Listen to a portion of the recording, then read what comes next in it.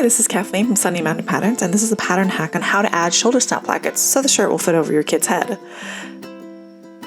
And here is my much more technical sign than my diaper snap placket for the bottoms. So this is the point where you want to be at before you attach the shoulders. You're going to have to measure a strip of fabric about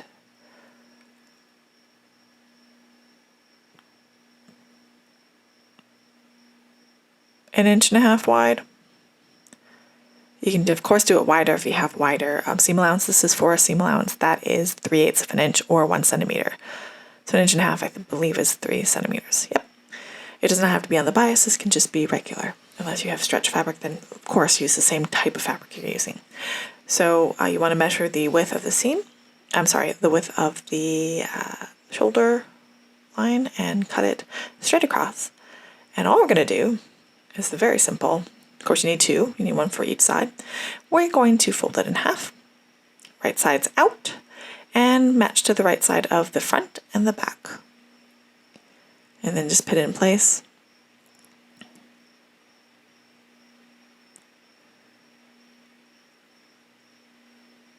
And don't forget to trim your tails when you use a serger, unlike me. So you're going to sew from basically left to the right after you futz with the pins. So same thing on the back. We're going to right sides together.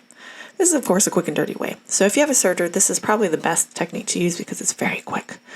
And then just serge all the way from left to right so it's nice and finished. And then top stitch, which we'll get to, I think.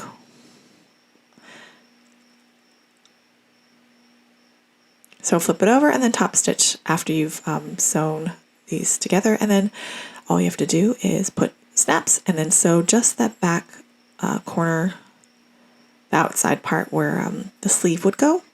So you want to match that up together so that you can put the sleeve in at the seam allowance so that there's, in this example, 3/8 on each side overlapping. Because you need to be able to put the sleeve in correctly. So I hope this was helpful. Thank you.